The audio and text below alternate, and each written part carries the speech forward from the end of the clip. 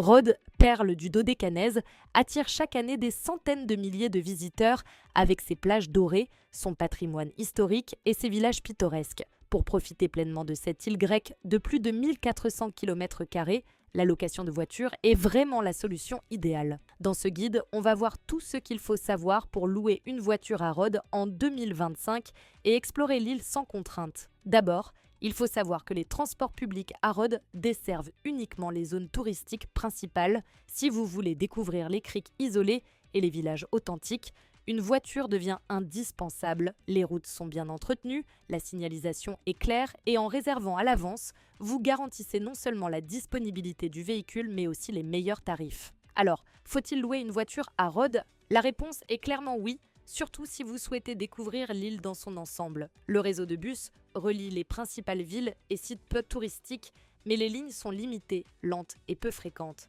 Les villages de l'intérieur, les plages sauvages et certains sites archéologiques restent difficiles d'accès sans véhicule personnel. Avec une voiture, vous gagnez une liberté totale. Pas d'horaire contraignant, pas d'attente sous le soleil méditerranéen. Et la possibilité d'improviser vos arrêts selon vos envies. Vous pourrez facilement rejoindre la vallée des Papillons, la baie Anthony Quinn, l'acropole de Landos, les sources thermales de Kalitea ou encore les monastères perchés dans les montagnes. Les routes de l'île sont en excellent état. Il n'y a pas d'autoroute, mais une grande route à double voie relie Rhodesville à Columbia. Les autres axes sont bien asphaltés, même si certaines routes intérieures n'ont pas toujours de marquage au sol. La circulation est fluide en dehors du centre-ville et les panneaux directionnels sont très clairs. Voyons maintenant comment louer une voiture à Rhodes. Première règle d'or, réservez toujours à l'avance sur Internet. En haute saison, en juillet et août, il n'est pas rare que Rhodes manque de véhicules disponibles. Sans réservation, beaucoup de touristes doivent attendre des annulations ou payer des prix exorbitants.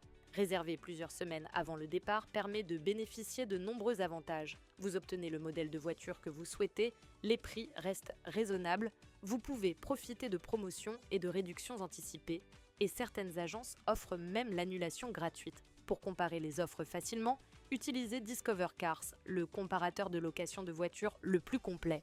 Il référence aussi bien les grandes enseignes internationales que les agences locales. Les filtres sont très pratiques. Vous pouvez trier par note d'agence, par type de boîte de vitesse, par nombre de sièges ou encore par présence de climatisation, indispensable l'été. Et surtout, le site affiche les avis des utilisateurs pour chaque loueur, ce qui évite les mauvaises surprises, comme les accusations de rayures au moment de rendre la voiture.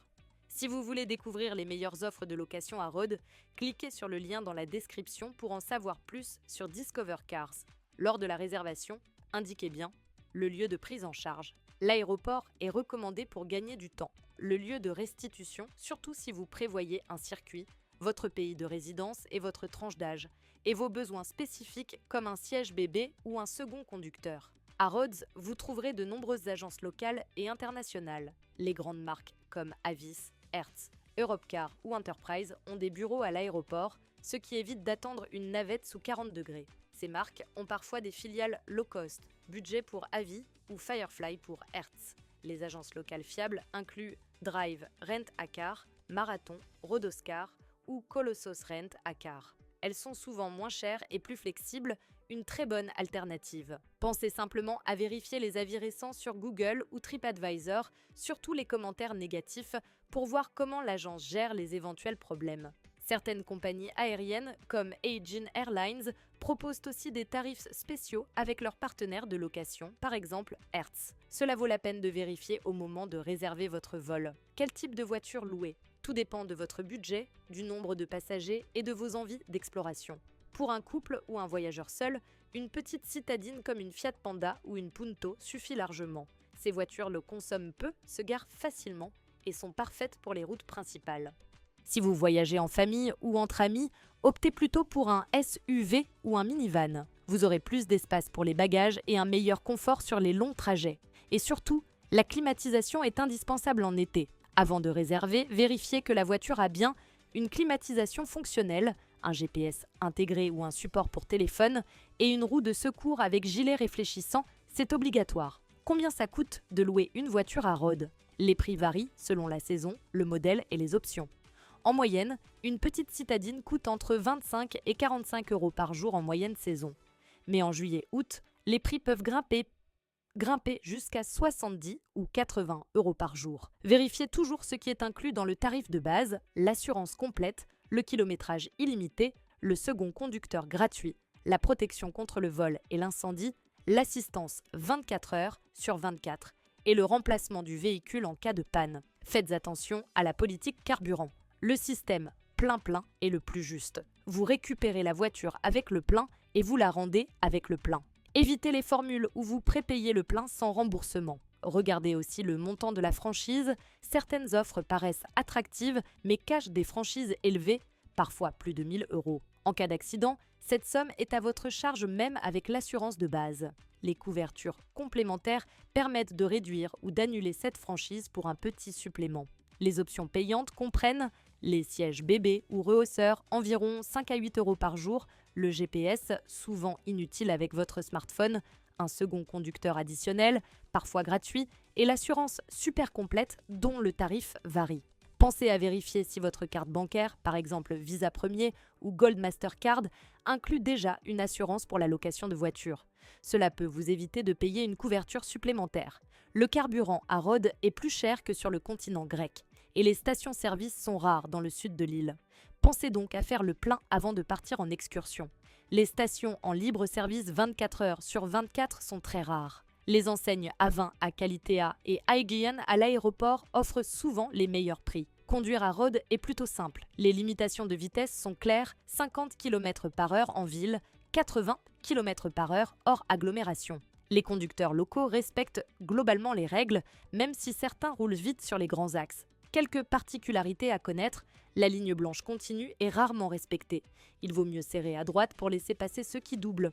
Les ronds-points peuvent surprendre. Certains ont un stop à l'entrée et les conducteurs locaux laissent souvent entrer les autres voitures, même s'ils sont déjà engagés.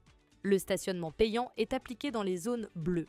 Dans le centre-ville de Rhodes ou à Lindos, se garer peut être très compliqué. Privilégiez les parkings en périphérie et marchez quelques minutes. À Lindos, le parking côté baie Saint-Paul est le plus pratique. Certaines zones sont totalement interdites à la circulation, la ville médiévale de Rhodes entièrement piétonne et le village de Lindos accessible uniquement à pied ou en taxiane. Quand vous récupérez votre voiture, prenez toujours des photos sous tous les angles, carrosserie, pare-chocs, jantes et intérieur. Cela vous protégera en cas de désaccord sur d'éventuels dégâts. Et maintenant, un exemple d'itinéraire d'une journée à Rhodes. Le matin, partez vers 8 h pour Lindos. Commencez par la visite de l'acropole et du village blanc. Arrivez tôt pour éviter la chaleur et la foule. Prenez un petit déjeuner en terrasse avec vue sur la mer Égée avant de monter jusqu'aux ruines antiques. À midi, direction la plage de Tsambika pour une baignade rafraîchissante. Déjeunez dans une taverne locale, goûtez les spécialités grecques et si vous êtes en forme, montez jusqu'au monastère de Tsambika pour admirer la vue sur la côte est. L'après-midi, arrêtez-vous à Faliraki, station balnéaire animée où vous trouverez des plages et des activités nautiques. Ensuite, continuez vers les sources thermales de Kalitea, un lieu magnifique d'influence italienne, parfait pour se détendre. En fin de journée, passez par les 7 puits d'Ialissos, un site naturel apaisant, puis terminez votre journée dans la vieille ville médiévale de Rhodes, classée à l'UNESCO. Dînez dans une taverne traditionnelle et profitez du coucher de soleil depuis les remparts. Ce circuit de 180 km environ est idéal pour mêler plage, culture, gastronomie et paysage. Partez tôt, vers 7 ou 8 heures, pour bien profiter de chaque étape. N'oubliez pas l'eau, les snacks, la crème solaire, les lunettes et le chapeau. Et pas d'inquiétude, Google Maps et Waze fonctionnent parfaitement sur l'île.